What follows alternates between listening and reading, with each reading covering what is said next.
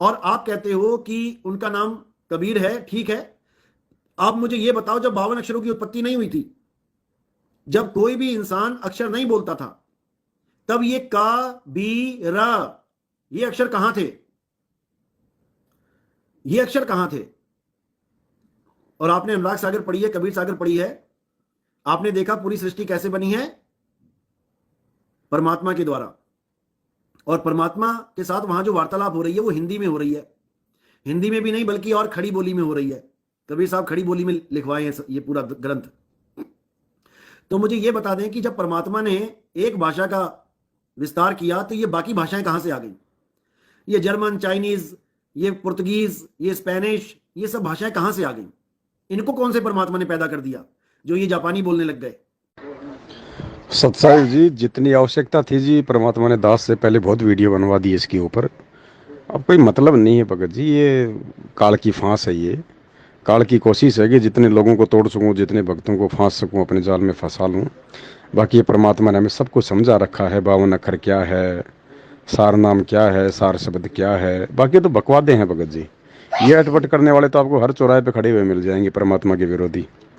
हमने इनके अटपटों को थोड़ी देखना है। परमात्मा ने हमें सत्य दिखा दिया, सार निकाल के दे दिया। अब हमने भक्ति करनी है, आगे बढ़ना है। जिसको पहाड़ पे चढ़ना है ना, उसका ध्यान ऊपर होता है, नीचे चूहों की तरफ ध्यान नहीं होता उसका। तो ये कुछ नहीं भगत जी, ये काल के एजेंट हैं, काल के दूत हैं, ये हर समय रहे हैं। और ये उआबाई ही बकेंगे, फालतू की बातों को लेके बकेंगे। बाकी भाषाएं कहाँ से आ गई, बाकी भाषाएं कहाँ से आ गई। अब इस मूर्ख को कौन समझाए इसको कि ये सृष्टि रचना तो इन्होंने कभी सुनी नहीं, सुनी है तो इनके समझ में नहीं आई।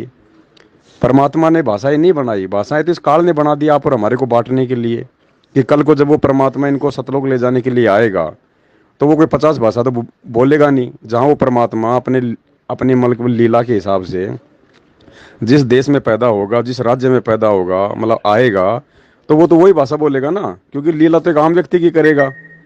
अब वो जब वहीं की भाषा बोलेगा तो बाकी लोग उसके ज्ञान को ना समझ जाएं, उस परमात्मा के उस तत्व ज्ञान को ना समझ जाएं, उसकी शरण में ना आ जाएं। इसके लिए उसने ये दुनिया भर की भाषाएं बनवा दी अलग अलग देशों में। और अलग अलग देश तो छोड़ो भगत जी, हमारे भारत देश में देख लो ना, कितनी भाषाएं, 18 भाषाओं को तो भारत सरकार की तरफ से मान्यता प्राप्त है, जो आप किसी भी नोट पर देख लेना। और बाकी कितनी भाषाएं, सैकड़ों भाषाएं हमारे खुद के देश में हैं।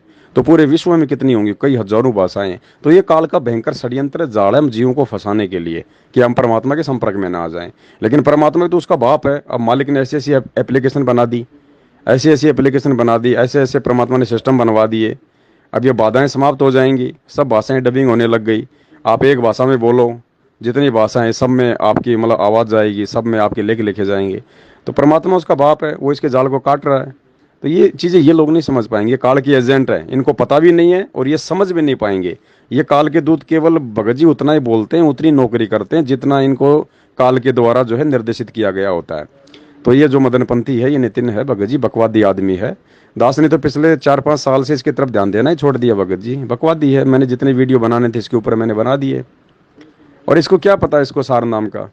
बकवादी है आदमी है। परमात्मा को आलू टमाटर की तरह बांटने आता है क्या सार नाम यहाँ पे? ये तो मैनेजमेंट है, ये भी इस नितिन का भाई है। सतलोक आश्रम मैनेजमेंट भी इस नितिन काल के दूत का ही दूसरा भाई है भगत जी। अब ये भी आलू टमाटर की तरह जो है सार नाम बेच रहे हैं, मैनेजमेंट वाले सार शब्द बेच रहे हैं। तो संत रामपाल जी कोई बच्चे थोड़े थे क्या? उनको आगे का दिखाई नहीं दे रहा था क्या कि ये क्या ड्रामा करेंगे? तो ओरिजिनल सार नाम तो भगत जी अभी तक किसी को दिया ही नहीं परमात्मा ने। अभी तक कोई सार नाम प्राप्ति की योग्य हुआ ही नहीं है। आप संगत की हालत देख लो पहले, नरेंद्र मोदी की रैलियों में धक्के खाती फिर रही है, वो सार नाम के लायक है क्या? वो तो प्रथम नाम लेने के ही लायक नहीं है। सार नाम तो बहुत दूर की बात है। सार नाम के लिए तो परमात्मा धीरे धीरे सात संगति से अपने बच्चों को योग्य बना रहे हैं, लायक बना रहे हैं। उसके बाद परमात्मा वो 3 अक्षर का नाम देगा, सार नाम। और उसके बाद फिर सार शब्द की बारी आएगी। सार शब्द को देने का नहीं है भगत जी। सार शब्द तो मतलब सार नाम की जो कमाई हम करेंगे और ज्ञान को आधार बनाएंगे, सात संगति से जुड़ जाएंगे, तो जब हम अपने गुरु में जो है हम लोग जब परमात्मा देखने लग जाएंगे तो हमारा गुरु ही तो सार शब्द है। हमारा गुरु ही तो सार शब्द भगत जी। और क्या है सार शब्द बताइए? और ये बहुत सारी बातें भगत जी ऐसे समझ में नहीं आएंगी। ऐसे तो आपको हर चौराहे पे काले के दूध खड़े मिलेंगे अटपट करके। मालिक कहते हैं बीजक की बाता नहीं, बीजक मतलब बीजक की बाता कहें और बीजक नहीं हाथ, और पृथ्वी डूबा उतरे ये कर कर मीठी बात है। अब ये कहता कि 52 अक्षर में है ही नहीं, वो नाम 52 अक्षर में है ही नहीं। अरे तो तू बता दे भाई, तेरे पास है तो तू बता दे ना कौन से अक्षर में है। अब 52 अक्षर हमारे भगत जी भोले हैं, भगत समाज हमेशा भोला होता है। संगत चाहे आप आसाराम की देख लो चाहे राम रहीम की, संगत भगत जी नादान होती है, संगत भोली होती है। अब गुरु जी के सत्संग तो अपने भगत भी नहीं सुनते, इसलिए तो हो रहे हैं भर में थे। अब गुरु जी ने अपने सत्संग में कई बार कह रखा कि बच्चों 52 अक्षर का मतलब क्या होता है, कि वो जो सारनाम है, वो जो शब्द है परमात्मा का, वो इन 52 अक्षरों में नहीं है। इसका मतलब परमात्मा ने बताया कि इस कबीर परमात्मा के आने से पहले इस धरती पर ये सोहम शब्द नहीं था, और परमात्मा ने आने के बाद में सोहम शब्द को जो है शास्त्रों में लिखवाया है। उसके बाद से ये सोहम शब्द का ये प्रचलन हुआ है।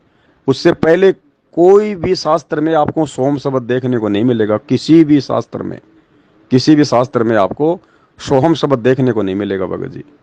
तो इसका मतलब ये है कि उस परमात्मा के आने से पहले ये जो 52 अक्षर थे, क्योंकि 52 अक्षर ये कह गए जो भी है दुनिया जो बोलती है, जापानी लोग जो जापानी भाषा बोलते हैं वो उनके 52 अक्षर हो गए, जो भी हैं जो 12 अक्षर हैं 50 अक्षर हैं। हमारे जो ये आता है जो कह गए ये जो मतलब की 52 अक्षर बोले जाते हैं, ये मतलब इस प्रकार से। तो परमात्मा के आने से पहले इन 52 अक्षरों में ये सोम शब्द नहीं था, ये मालिक ने आने के बाद में दिया है। क्योंकि वेदों में कहा गया है कि वो परमात्मा जब धरती पर प्रकट होता है वो स्वयं ही वो गुप्त मंत्रों का जो है वो आविष्कार करता है, उससे पहले नहीं होता वो मंत्र। तो कहने का मतलब ये है कि मालिक के आने से पहले यहाँ के 52 अक्षरों में वो अक्षर नहीं था, और आने के बाद परमात्मा ने 52 अक्षरों में दे दिया वो अक्षर। अब इनको तो वही वाणियां पकड़ के अपनी मतलब की इनको तो भगत जी अटपट करना होता है। और रही बात सार शब्द की, सार शब्द कोई ना कोई देने का, ना कोई खाने का, ना कोई पीने का, वो तो महसूस करने का वस्तु है भगत जी। और वो महसूस होगा सार नाम की कमाई से, यानी सार नाम की कमाई से और ज्ञान को आधार बनाने से आप अपने गुरु में परमात्मा देखोगे। उनके अलावा जिस दिन आप किसी को भी पूजना छोड़ दोगे, किसी को भी मानना छोड़ दोगे, आप पूरी तरह से आश्रित हो जाओगे, तो मिल गए आपको सार शब्द। अब हम सत्सेवक हैं भगत जी, हमें तो मिल चुका है। जो भाई बहन जो दृढ़ हैं, बिल्कुल अटल हैं कि चाहे शीश कट जाए लेकिन इस परमात्मा के अलावा किसी और को ना पूजेंगे, ना मानेंगे, ना कुछ करेंगे, और सारी मर्यादा निभाएंगे, तो बस मिल गए आपको सार शब्द। और क्या, परमात्मा खाली समर्पित भावी तो देखता है, समर्पण ही तो देखता है परमात्मा। उसके बाद मालिक कहते हैं मैं कर दूं पल में पार हो जा रजा, 1 सेकंड में तुम कर दो पल में पार हो जा रजा थारी। किसने हाथ पकड़ा इस परमात्मा का, 1 सेकंड में उड़ा देगा, काल को भी नहीं पता कौन से रास्ते से ले गया। जिस दिन परमात्मा इतना इस समर्पण भाव देख लेगा तो वो ही सार शब्द है। अब मैनेजमेंट ने तो धंधा बना रखा है, जो भी मंत्र देता है ये एक पाठ में या फिर 1 लाख रुपए इसने फीस कर रखी है, 1 लाख रुपए सार शब्द के लेता है, 21,000 रुपये सार नाम के लेता है। इन्होंने तो अपना धंधा सेट कर रखा है। तो ये भी तो नितिन रायजादा के दूसरे भाई हैं, तो इनको परमात्मा ने साइड में करना है। इस मैनेजमेंट को परमात्मा ने संगत से भगत जी अलग करना था।